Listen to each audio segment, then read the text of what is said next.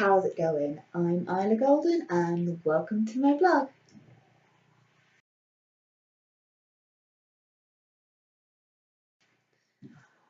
Alright, okay, so at the end of the last one I said this was going to be maybe a little bit more of a serious one, mostly because I want to talk to you guys about something that does affect me, which is the medical conditions that I have been diagnosed with. I think I may have mentioned them in passing a little bit in previous vlogs, but just in case I haven't, and for those of you who maybe this is your first vlog of mine that you're watching, interesting first choice by the way, and welcome. I suffer from fibromyalgia and hypermobility syndrome. I was first diagnosed with the hypermobility about 6 years ago now, and I was diagnosed with the fibromyalgia about 2 years after that. These were things that were sort of long in coming in some ways. I mean, I talk to my mum now about, various things from when I was younger, and there were signs that things weren't right, but they were kind of a case of, were they just growing pains? Was it just that I was a lazy child? It was little things that, looking back on them now, you can kind of go, yeah, that was probably what was going on. But at the time, you can't necessarily have put them down to any one particular thing. And certainly the older I've gotten, the more pronounced a lot of the symptoms that I do get, with the hypermobility and with the fibromyalgia, depending on whether or not you believe it's something that you can have from childhood. They become more pronounced, and they do affect me a lot more. And in fact, sort of one of the reasons I want to do this vlog kind of now, is because the last few months or so I have been struggling a lot more with my conditions. Things like the filming of my vlogs, I've been sort of stacking them a little bit and doing multiple filmings on one day, and then sort of editing as I go, which previously I was sort of like doing 1 or 2 recordings a week, on various different days, but I don't have the energy that I used to have to sort of do it anymore. And the same way with Ira Reads, I am struggling a little bit to try and keep on top of the recording side of that, because one of the things that has been majorly affected in the last few months is my chest and my ability to breathe and talk, and it's great fun. It's great fun. I mean, hopefully, fingers crossed, I'm sort of on the path of those particular symptoms getting a bit better managed now. But the case with particular conditions I have, the fact that they are highly variable conditions. One day you can be absolutely fine and full of energy and getting on with things, and the next day you literally struggle to get out of bed. It's the nature of how it is, and when you're going through a prolonged patch where you're in a lot of pain and nothing is helping, and you're struggling to even function anymore, it can be an incredible emotional drain. And whereas I'm still determined to keep this channel going and keep this this vlog series going and keep the Ivy Reads going and being released on time and on schedule as much as possible. I know that's not necessarily always going to happen, and unless I get better control over the pain that I'm in. And I've had a few times over the last few years where my ability to walk has been very, very heavily threatened, and it's not a fun position to be in at all. And the fact that I still as much as possible get up in the morning, go into work my hardest, then come back and try to have a life around it, and try to sort of do things like this. I mean, this is the reason I do work a 4-day week and not a 5-day week anymore, because I just can't. I simply cannot do a 5-day week anymore. I do run a 4 days in a row, and the fourth day I'm just dead, absolutely. It's not necessarily unbearable. It can be, but I certainly prefer the weeks because I'm a shift worker where my days of working are, a bit more spaced out, and maybe I'm doing 2 days on and then a day off and then 2 days on, or whatever. Working more than 2 days in a row is really hard. That makes me sound so lazy. And I know I shouldn't say things like that because I can't help the conditions that I have. But when I've gone from, when I first started work for this company, and the company that I work for are really good. They're really understanding. The management team that I have, they understand that, this does affect me, and I do my best, and I do work my hardest when I'm there. And, it's not always easy, but, they do appreciate just how hard I do try to get on with things.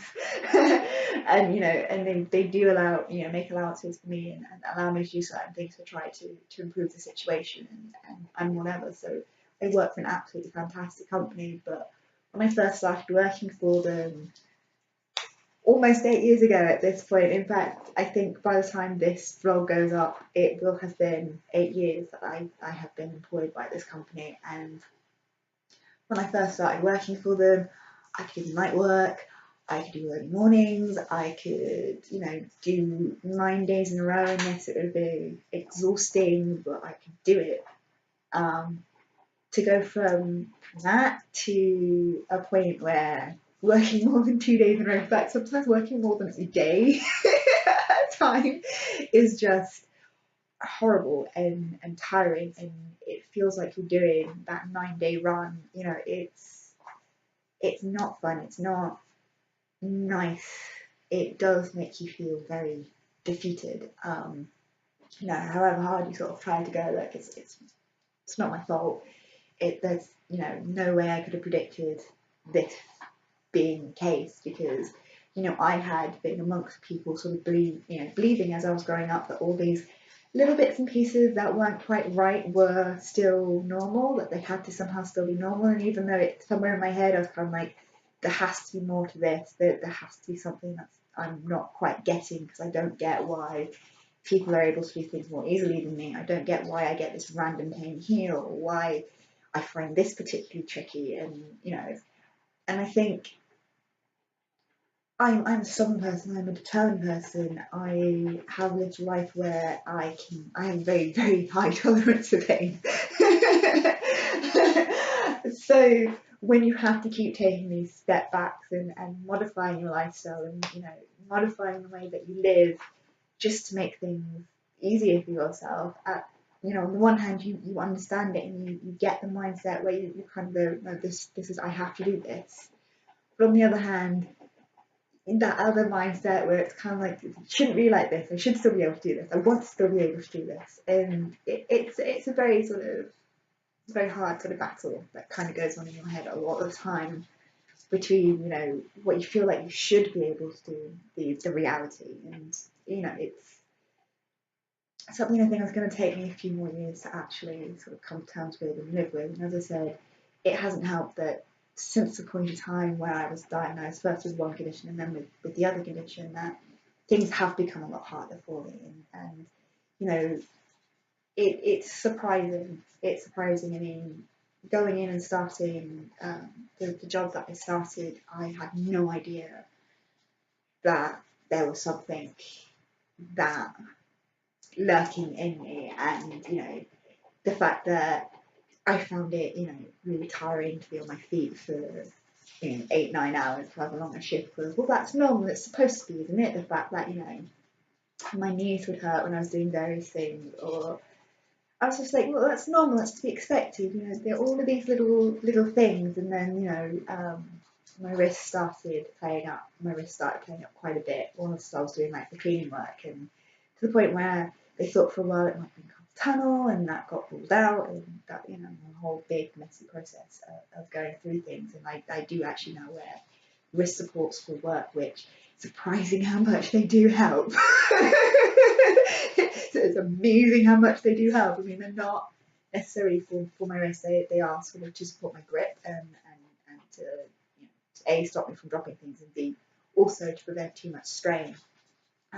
Surprising how much of a difference that does actually make. But it was the wrist of all the things. I think 'cause everything else had sort of always been sort of there lurking in the background, but that one thing where it was becoming, very painful and very difficult for me to sort of do anything with my hands. And as you can see, I'm a very handy person, very expressive with my hands. But it was that finally gave me the push, and finally got the doctors listening, and finally got got me to a point where I got the hypermobility diagnosis. And it's, I think on the one hand, these things were there, they were in the background, and there's a good possibility they would have developed to this point regardless. But I think being in a job, being in a situation which brought it to light, got me the diagnosis a lot faster than it would have if I'd been doing a different job and I hadn't been doing the certain things that brought it more to the forefront and brought it more to, more out, and made it much more obvious that something wasn't right.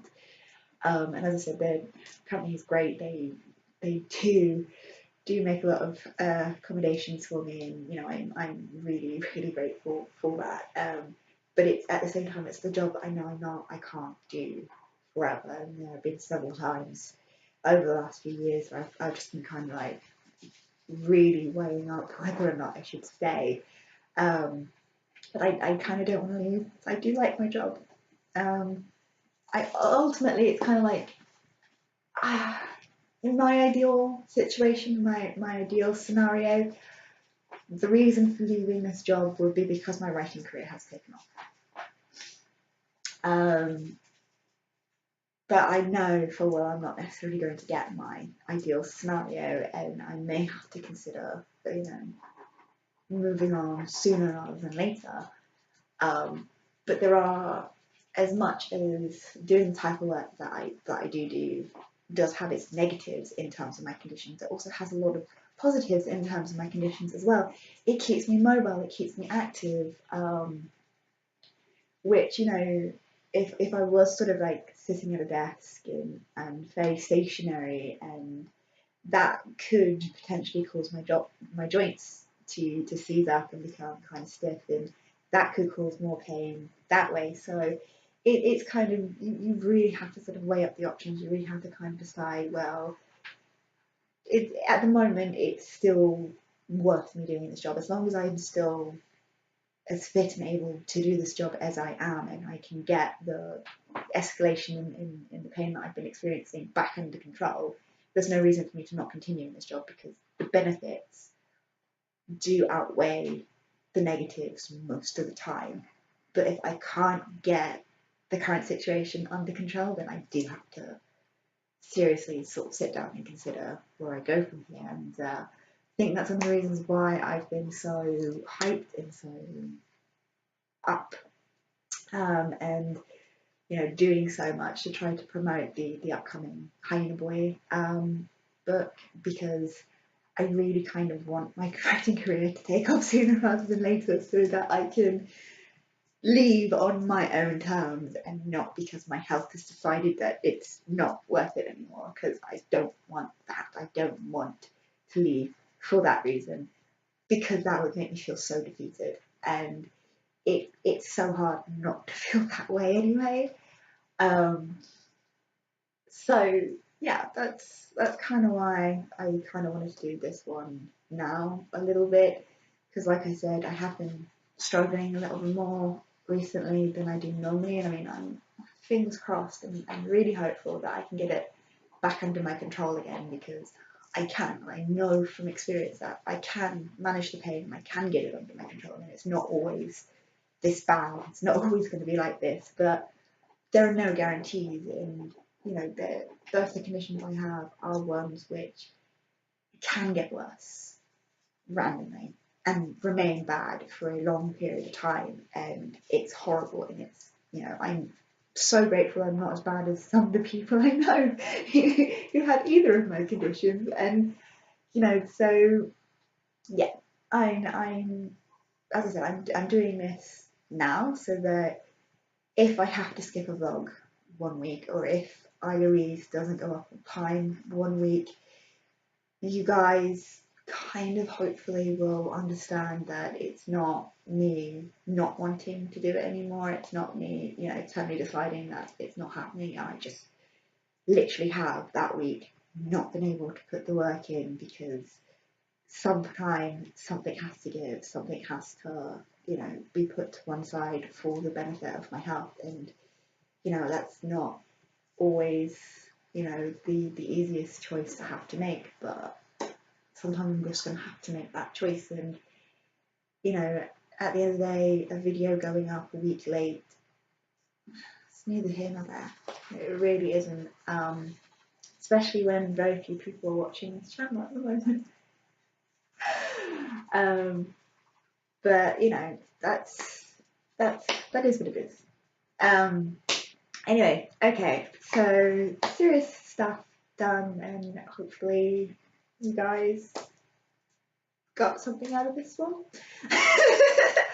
If nothing else, then just a little bit more understanding of me and, you know, why I work the way that I work at the moment. Okay, so the next vlog, I'm going to be talking about how I deal with my school age characters, because I do occasionally feature schools in my work. Because I do have school age characters in my work. So this isn't quite the same as the one on child characters. This is going to be focusing specifically on how I deal with the school environment and school situations, as and when relevant. And this partly came to me as an idea because there were a lot of little school-based scenes in Hollywood, because that's most definitely on my mind at the moment with all the editing and everything else that's going on with it. So yeah. All right, I hope you guys enjoyed this one. If enjoyed this one is the right wording to use in this particular situation. And I will see you all next time. See ya. If you've enjoyed this video, feel free to check out some of my others, and if you like what you see, please like and subscribe. See ya!